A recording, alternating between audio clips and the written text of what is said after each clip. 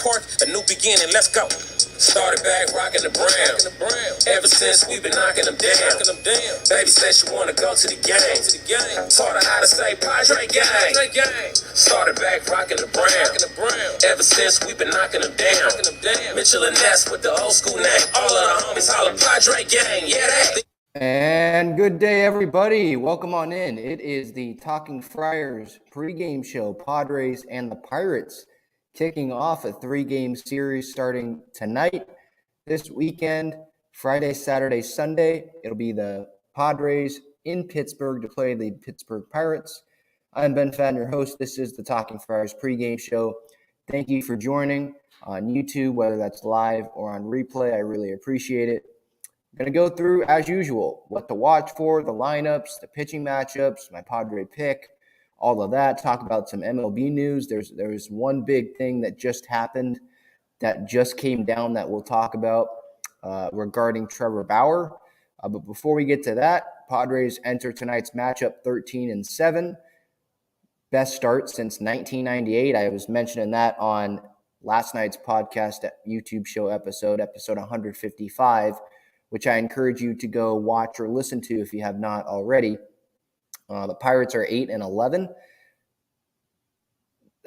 So they are in, I believe, fourth place in the National League Central, 4.5 games back. Padres, like I mentioned, 13-7.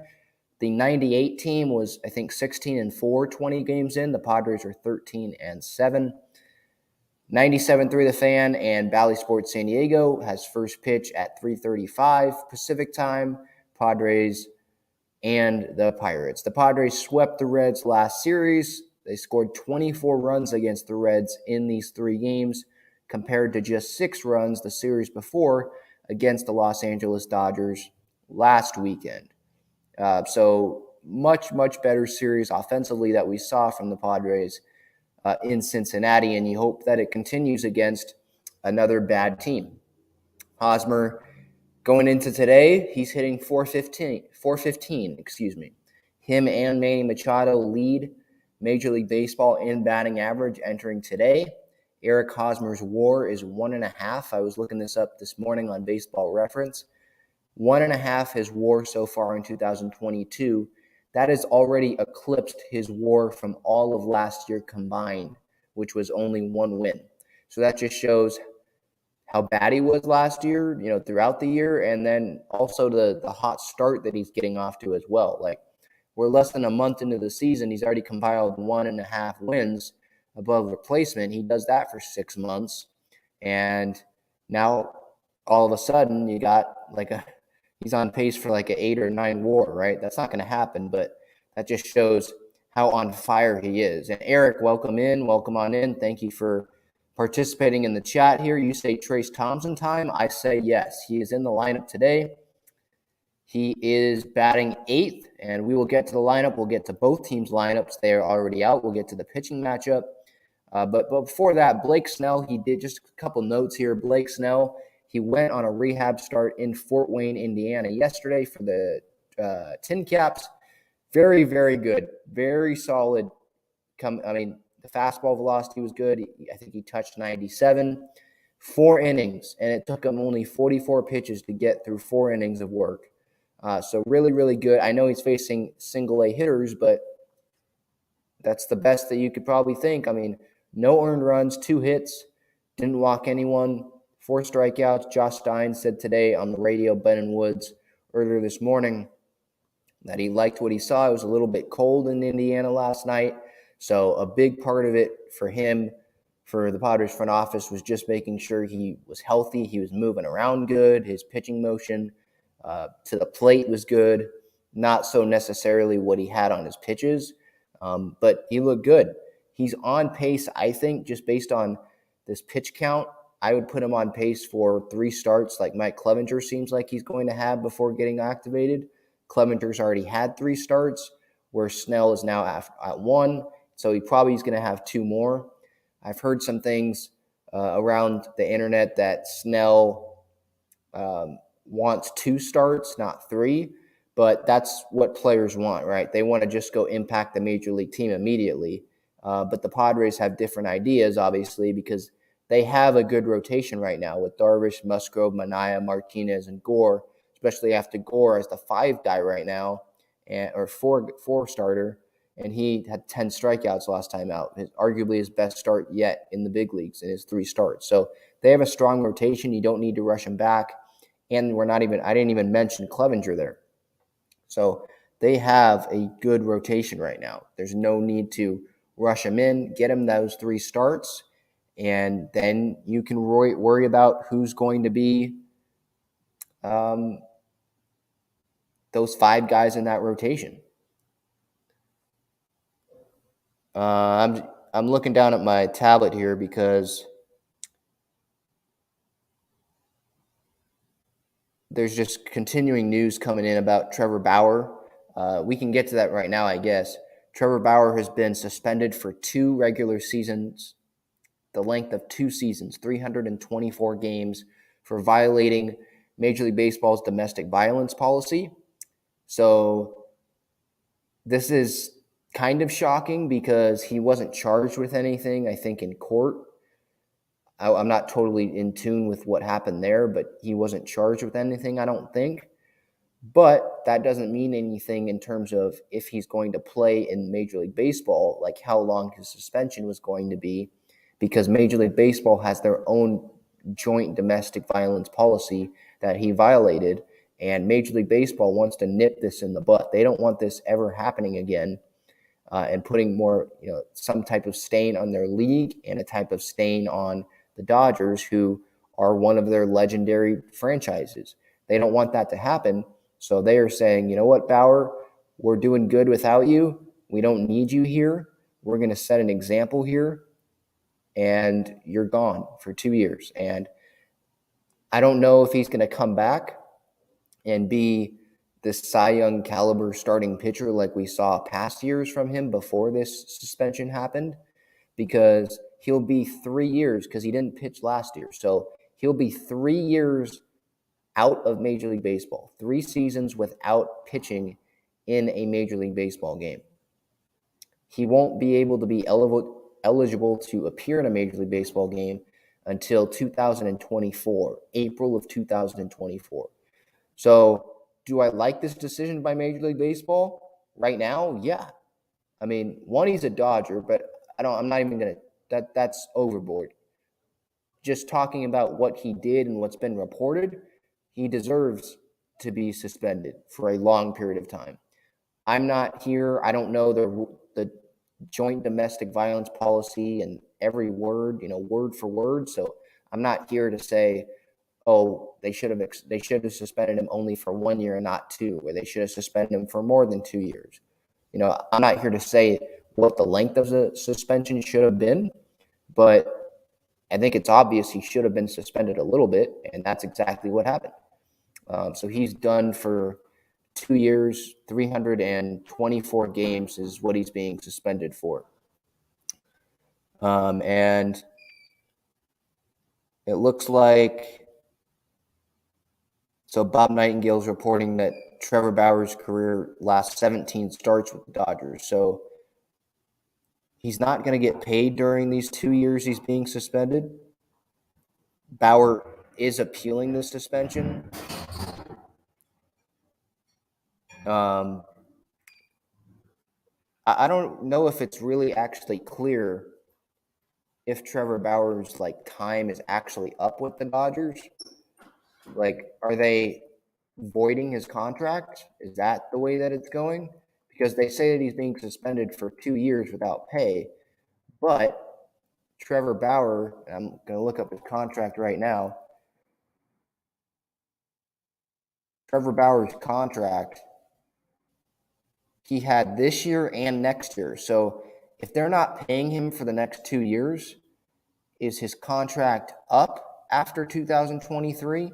And he's just not going to get those $60+ million remaining on his contract, just going to be voided, and he's not going to be a Dodger anymore? Or are those 2 years going to pick up after the 2-year suspension?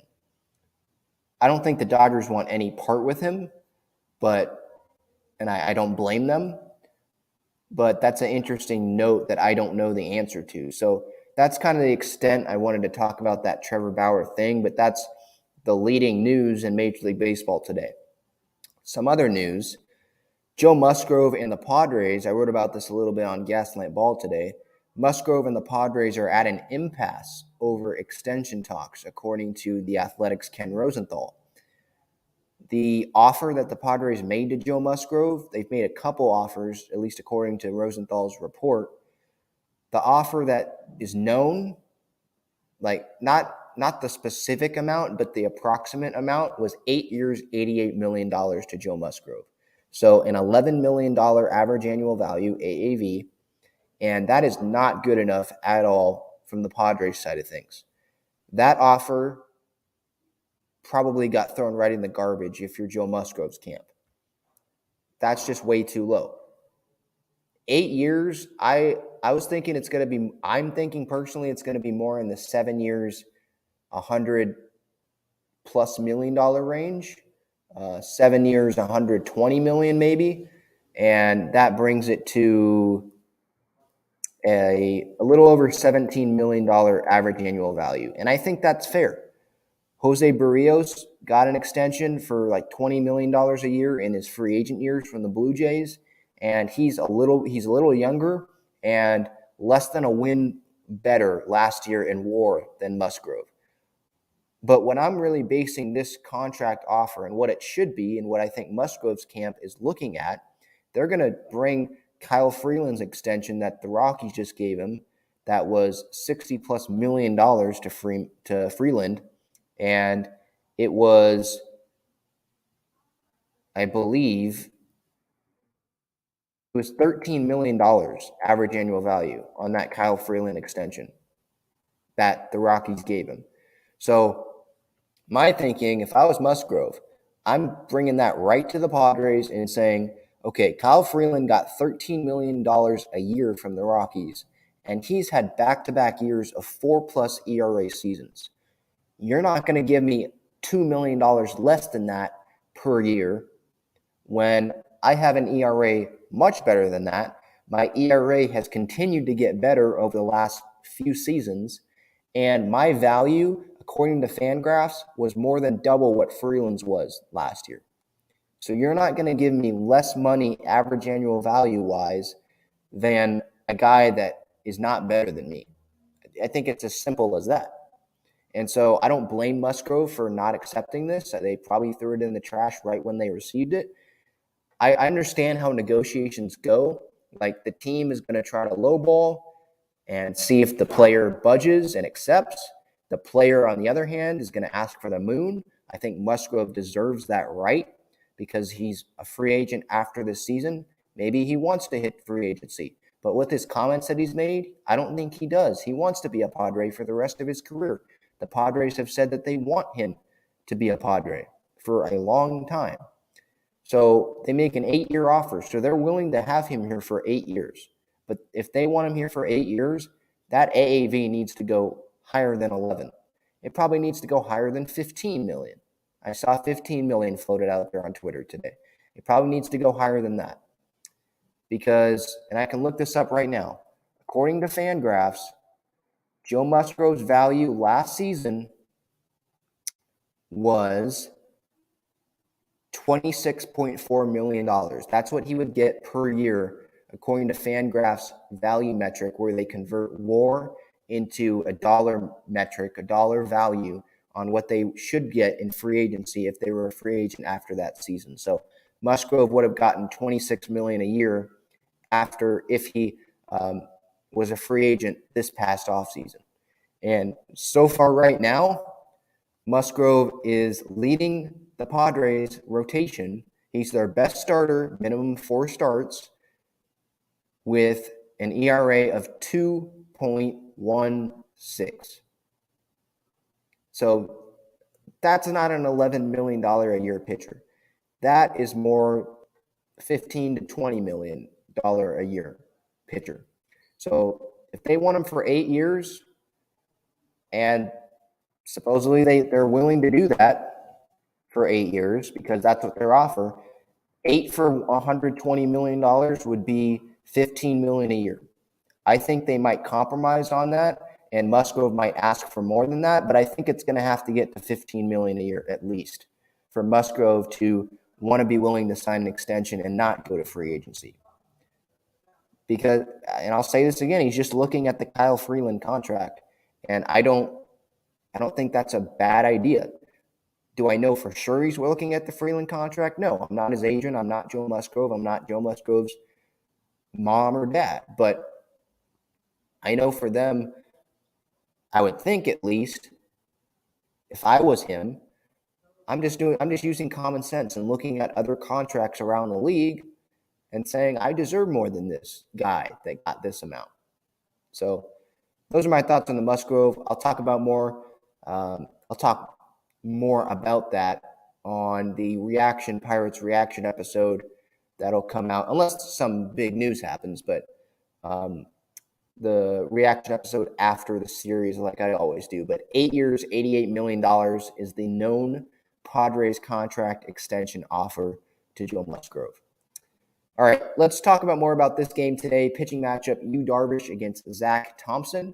Yu Darvish, he had 6 shutout innings his last start against the Dodgers, the best I think he's looked all year. His last 2 starts, he's combined for 12 2/3 innings, 1 earned run, 5 hits, 15 strikeouts, and has walked only 3 in his last 2 starts. So he's pitching really well, and you'd expect that to continue when you're facing a Pittsburgh Pirates team that has Brian Reynolds, and that's about it, when you look at their lineup. And I'll talk about their lineup in a little bit, but it's Ben Gamel, Michael Chavis, Diego Castillo, Daniel Vogelbach, Andrew Knapp, guys that were given up by their previous teams. So I'd expect Darvish to go out there 6 innings at least, and there you go. Set up the bullpen. As for Zach Thompson, the Pirates starter tonight, he has a 10.80 ERA this season. In his last 2 starts, he's allowed 10 earned runs, and he started the game last Saturday where the Pirates lost 21-0 to the Cubs. He only threw 57 pitches in that outing, so he's not been great, and this is a start where the Padres should tee off on him. They should definitely tee off on him. So that's the pitching matchup for today. As for the bullpen situation, yesterday, Taylor Rogers pitched, Luis Garcia pitched. The bullpen chart is up on the Talking Friars Twitter account and Instagram story. Taylor Rogers got the save, 12 pitches yesterday. Luis Garcia had 26, Chris Matt 20, Tim Hill had 13. So I would think that Chris Matt's not available. Tim Hill probably not. Definitely not. He's pitched 2 days in a row. Garcia probably not. He was a little wild yesterday. And then Rogers might be, but probably not. So if the Padres do have a lead, maybe they go Steven Wilson, give him a closer opportunity. But you got Lamet, Suarez, Wilson, Stammen, and Ray Kerr probably available. Pedro Avila as well. I would think that they'd give Steven Wilson that closing opportunity today if they don't have Rogers and Garcia available. Suarez as well, maybe. But I'd give it to Wilson. He's deserved it. Was it yesterday? Yeah, no, 2 days ago. He gave up his first run since April 13th, I think is what I said yesterday on episode 155. So he's been pitching really, really well, and I think he deserves it. Talking about the lineups, the Pirates, Ben Gamel, Brian Reynolds, Brian Hayes, Daniel Vogelbach, Diego Castillo, Jack Sawinski, Michael Chavis, Josh Van Meter, Andrew Knapp. So they have, 3 guys, 2, 3, 4 guys that might scare you. Brian Reynolds is hitting 197, though, this year, a little off to a slow start. He was in trade talks, obviously. Padres had some discussions with the Pirates this past offseason about Brian Reynolds, but the Pirates wanted C.J. Abrams. Padres said no. Smartly, Pirates wanted Robert Hassett III, I believe. They said no. And I don't know if they wanted Gore or not, but that's obviously a smart decision for the Padres, not including him in any deal. So, and then you look at Profar, right? Profar is the Padres' 3rd best player right now. So that's working out. So it seems like that no deal has worked out so far. I know we're in April still, but it's worked out so far for the Padres' sake of things. But Brian Reynolds, Brian Hayes, one of their top guys, he's off to a red-hot start, hitting .328, 5 RBIs, 2 stolen bases. He's hitting third. Daniel Vogelbach has power potential. He did strike out a lot in Seattle. I'm not sure about his numbers in Pittsburgh, but he did strike out a lot in Seattle. But no one really else on the lineup, I don't think, scares you, Darvish, or should. Then for the Padres, there is a righty on the mound, so that means Trent Grisham, a lefty, is leading off. Grisham in center leading off, and then the 2 through 5, like usual, like it's been for a while now, Cronenworth, Manny, Profar, Hosmer. Manny's at third. Profar is DHing today, so that means that Matt Beatty is in right field. Trace Thompson making his Padres debut, Major League debut. His Padres Major League debut. He's debuted in the majors before, but his Padres Major League debut in left field, batting 8th. Austin Nola hitting 6th. Ha-Seong Kim is batting 9th at shortstop. There is a righty on the mound, so a right-on-right matchup here with Ha-Seong Kim and Zach Thompson. So that's something to watch for. Ha-Seong Kim is hitting better offensively than CJ is, so maybe this is the time where they give Ha-Seong Kim more of those at-bats because he's deserving them now more than CJ offensively at least. So to repeat the lineup here, I know I jumbled that up a little bit in the order, but Grisham leading off, Cronenworth, Machado, Profar, Hosmer, Nola, Beatty, Thompson, and then Ha-Seong Kim. So talking more about Thompson, hit 9 home runs in El Paso, forced the Padres' hand to bring him up with that Will Myers thumb injury. Myers on the 10-day, Austin Adams to the 60-day IL. It was pretty obvious that was going to happen. Not a whole lot of depth. Thompson was supplying that power in AAA. Abrams doesn't have power. He's only played like 1 game in the outfield this year for the Padres at the big league level, so they're not really comfortable with him there yet. And it's not like he's producing offensively and Kim at the same time where they want Kim at short and Abrams in the outfield. That's not what it is. So Thompson in left field, Thompson, center field, Grisham, right field, Beatty. That is the formation tonight for the Padres against Zach Thompson in the outfield. What to watch for? The 4-game win streak. Is it coming tonight with a win? That would be their 4th win in a row. That would be their 5th win in their last 6 games. Because they won that Saturday game against the Dodgers before losing that Sunday game. They won 3 in a row against the Cincinnati Reds, and they're trying to get that 4th win today. So will that happen? And then the other main what to watch for is Trace Thompson making his debut. Was his power numbers, his hitting numbers, how hot he was that the effect of El Paso, or is that for real in the big leagues? I know that it's not like he's coming out and facing Walker Buehler today, but if he wants a chance to get some everyday playing time, let's see what he can do today. Let's see if he can put some good at-bats together, some deep fly balls, or even park one out. Zach Thompson has been struggling as of late, so this seems more like the equivalent to a AAA top or a 4A maybe pitcher. So maybe it won't be that big of an adjustment for Trace Thompson. Who knows?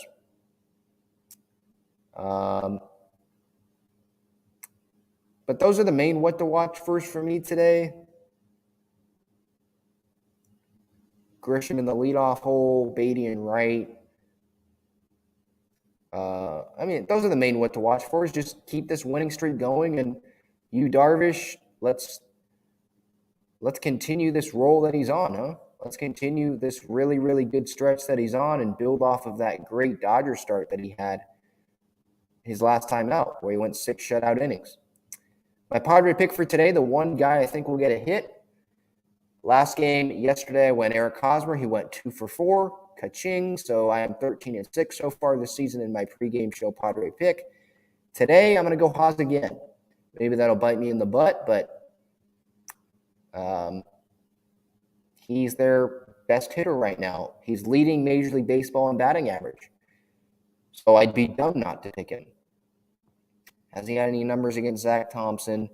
3 at-bats, he's hitting .667 off of him. So that's pretty good. Small sample size, but he's hitting well off him so far. So everything's working right now for Hosmer. He's making contact, not striking out a bunch. So it's all great things you like to see. And yeah, Lake Boom, yeah, I agree. Hopefully Darvish has those pitches working tonight. So that's my Padre pick. Went over the lineups, went over the bullpen, went over the pitching matchup, went over the Bauer news. See if there's some other MLB news, anything of note to talk about. Acuna debuted, I think, yesterday. If you have any interest in watching Yankees-Royals, that's on Apple TV.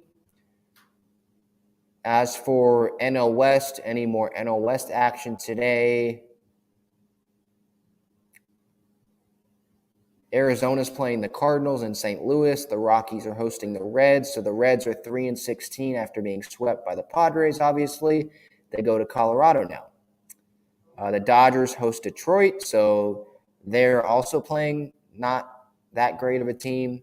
And then San Francisco is hosting the Nationals after they went to Washington last week. So those are some games. One quick MLB note there. But yeah, so I think that'll do it. This has been the Talking Friars Padres Pirates April 29th pregame show. Ben Fadden, your host. Enjoy the game. I'll be back with the postgame reaction video after the game as always. Enjoy it. See ya, everyone.